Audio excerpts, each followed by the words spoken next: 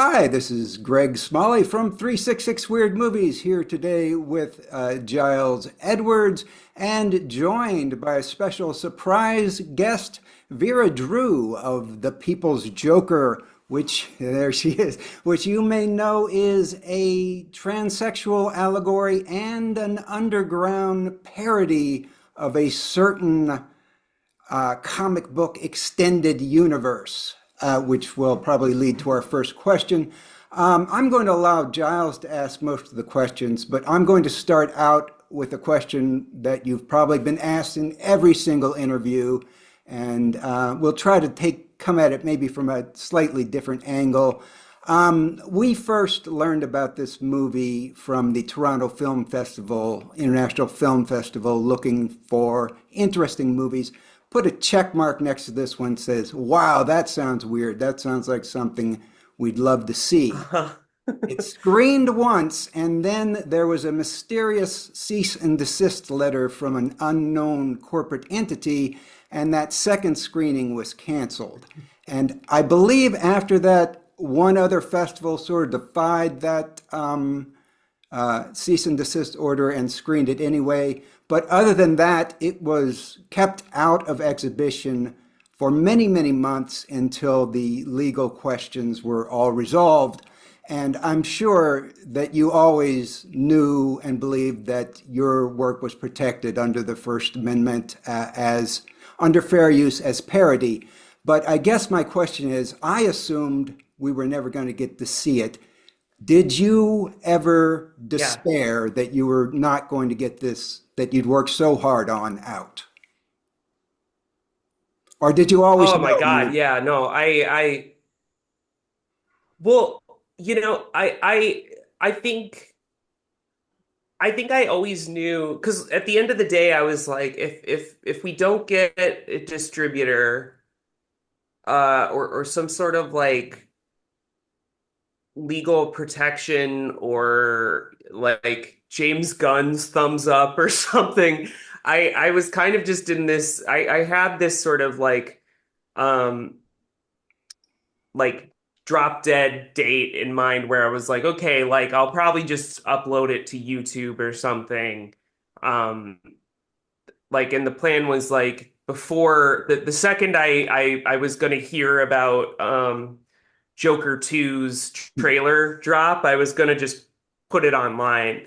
But thankfully, I was surrounded by a lot of friends and family and people that had worked on the movie that really kept encouraging me just to keep hope alive and that it would find um a way out there eventually and thankfully like the indie film world really kind of was on our side throughout the whole thing. Like a lot of festivals still really wanted to play it even though we had this like letter from Warner Brothers. They were like, we'll play it. We're not afraid of Warner Brothers. And so we did a lot of secret screenings. We did a lot of like screenings where we would announce the day before, kind of just under the cover of night and not really because there's a lot of people. It's a mess at WB. They're not really following stuff that closely, so we were able to do that a few times and get away with it. And then thankfully, I think at a certain point it had screened at like enough festivals. We had kind of demonstrated to some of the bigger festivals that it was that we were able to screen it without any drama. And it was in summer of last year in 2023 that Outfest did our first public facing screening in Los Angeles, and it was crazy because it sold out within an hour of us announcing it, and it was kind of like this big green light to me that like, okay, that was like I think the moment I finally like unclenched and was like, okay, it's probably gonna be fine. Like it's gonna get out there. And that was the film festival that led to us finally getting distribution. So it was definitely kind of a long road, but like I learned a lot in the process. And as you said, like I always assumed that it was protected by fair use and parody. Like I had worked with lawyers when we were writing it even. Um I never thought Warner Brothers would come after us. And that honestly feels kind of naive now when I say it. Like it really was always going to be this journey. I think that's the feeling I have now, and I feel really good about it just because of like the response that the movie's gotten. And yeah, it's kind of a miracle that it got out there. Great. I will turn it over to Giles, but before I do, I want to say I have the exact same cat clock that you have. You can't see it because of my Oh, background. cool. I have the exact same Felix the cat style clock. One of my treasured The possessions. tail broke. I don't know if Mine does yeah, too. I Yeah, love it, but our tail doesn't. Yeah, it's they don't. gotta They're kind of they cheap. gotta make those tails higher quality. And Okay, less and Giles. fewer decades old, presumably. Yeah. Um, Hello, Vera. I will break my Hi, general Giles. that unusual silence there that I maintained. I had the pleasure of catching the People's Joker on a screener this past April, and after that, began following you on the website formerly known as Twitter, and as such, was able to keep an eye on quite a bit of the hubbub, both with the film, with your personal doings vis-a-vis, I believe, marriage and other such special events. And one of the comments that caught Yes. my eye with your various retweets and comments about the movie was, I've heard The People's Joker, which is a very fine film, described as, quote, better than Citizen Kane. I would personally Oh, describe it yes. as rather different than Citizen Kane, but I was wondering how you might stack up your, I believe, is this your feature debut as a director? Yes, it is. Yeah. Yeah. And your thoughts on how People's Joker is doing for you what you wanted it to do, and how it, in regards to the whole comparison to Wells's very early motion picture, different types of ground broken. And I was curious if you might talk about the ground you were trying to break and why. And I imagine you're well practiced in this, so I'm going to give you 90 seconds or however long you want. But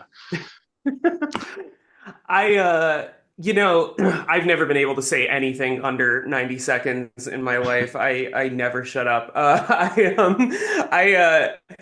I think the ground that I was trying to break really was just getting a getting my story out there, but getting a story out there that like was this kind of on like this honest about just my trans experience and what it's like making art right now as like an independent creator when like things are so just like streaming and big IP and all of that. Like I really wanted to make something that was about how hard it is to make stuff in this world where like everything is just kind of a surface level lie and it's all superheroes all the time. And queer representation in mainstream movies is just a joke. So I think that was kind of, and like I don't know that I was always really aware that that was the ground I was trying to break. I think it was because I really just wanted to make a movie. I'd wanted to make a movie my whole life, and this was the kind of wall that I had to like burst through. Um, and I not to give you a correction, but I do think the quote of the Orson Welles quote, it was a question that I got asked um at a Q&A in Chicago, and somebody said they asked, how do you stay humble knowing that you've made gay Citizen Kane? oh, okay. And Well, I it's okay. It's I feel unashamed by the nobody should ever correction have there. to say that sentence. But it's and I don't know the answer to that because I I was raised Catholic, so I have a healthy amount of self-hate. I think of myself as pretty humble. I've heard that from other Catholics, especially, shall we say, creative type Catholics that I've come to know that there's an unfortunate mind to dig there, I suppose. Now, obviously, People's Joker, it's a very personal story. It is effectively, in one guise or another, about you, your journey. I'm curious about what thoughts you had maybe in making a movie before there was the convenient plot structure to borrow from a popular, I believe, 2018 Joaquin Phoenix film.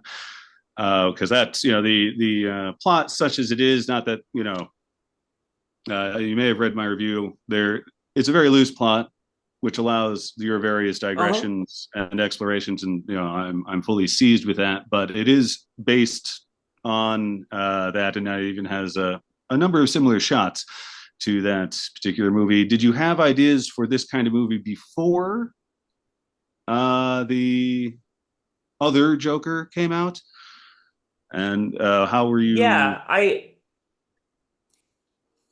oh, sorry. The original, my internet sucks. The original, like I had ideas for a movie, I'd say like in 20 like starting in like 2017, I had started writing this thing that was sort of like a body horror like coming of age comedy that was about a drag queen who was physically addicted to irony. And that was kind of where the conception of like this version of the Joker sort of came from, was like somebody who's so just sort of like poisoned by like the internet and pop culture and stuff that she's kind of like lost her entire identity to it. And I think I'd always wanted to make a mixed media movie. Like that's just always, I think I always knew that my first movie was going to be kind of like a mixed media collage type movie. And I was always into, experimental film and analog and all that stuff. Like the movie starts with like it's slowly zooming on like a television set. And I remember when I was like 14, I probably wrote five different scripts when I was like a teenager that started that way. There's a lot of imagery in it that were things that were just there kind of my entire life, and kind of just processing around this idea of like, you know, Amy Nicholson, who's a critic out here in LA, described the my film and Skinamarink and I Saw the TV Glow. Like she kind of looped us all together as filmmakers and described us as the indoor kids. And it's kind of this like almost idea of, I like it as a description because it was like this first moment of kind of understanding myself and sort of the through line between a lot of the kind of films that are being made right now, where it's like we were this generation of kids where it's like, we didn't have an identity. We were just sort of like handed a superhero toy. And so yeah, I think on some level this was always the kind of movie that I was going to make. And then when the Joker idea sort of clicked, it was like, well, this is the perfect vehicle to kind of unpack that sort of thing, I think. Okay, excellent. Yeah, you mentioned the mixed media, which brings me to another question because yeah, this your film is done in a number of different styles with various stylistic elements and flourishes tossed in. I was wondering if you might talk briefly about. Obviously, you've kind of explained why you did that sort of thing, but how that sort of came together, because I understand you, shall we say, outsourced a lot of like image and sequence work to various people you knew. And Yeah, it was I put out I put out a call on the website formerly known as Twitter, just sort of seeing if anybody wanted to help make this movie. And at that point, it was a lot smaller of an idea. It was really kind of just this like going to be this piece of video art that I would like screen, maybe screen once at like a warehouse or something. Like it was never.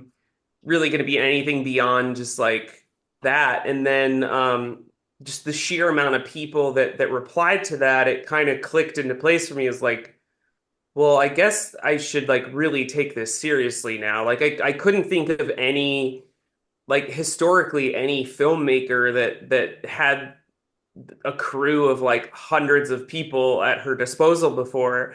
Um, so it kind of like it became this other thing, and the process of it was really like I mean everybody says this about movies, but like I can't stress enough how collaborative it was. Like I didn't want to like micromanage um the artists that were working on it, like because I couldn't really pay people that much. Like I it needed to kind of be this sort of like DIY community garden sort of where we're all just sort of playing with toys and so it was this thing too of kind of just encouraging everybody to sort of lean into their given aesthetic. Like what kind of media are they used to like making?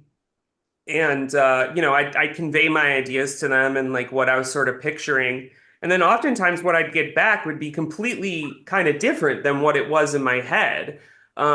But that was what was kind of exciting about it was sort of just this making this movie that was sort of telling me what it is as we're making it. And I learned a lot, I think, in that process just about collaborating with people and those were going back to the first question, like those were the people that really sort of carried me to the finish line too when shit hit the fan with Warner Brothers. Just being surrounded by this like community of like really talented artists was just like, okay, we got to get this out there in the right way. And yeah, it was a dream. There's no such thing as auteurs, in my opinion. Like I really think auteur theory is a load of crap. Like making a movie is like impossible, and it's really the team that you assemble that makes it. You're just supposed to be the gentle hand, I think, that guides it. I dig Excellent. it. Hey, I hate to tell you, but we're actually getting short on time, I'm informed. But before we go, we do need to ask Vera, what's up next? You have something in the Yeah. pipeline. Is there People's Joker 2 that's a musical or anything?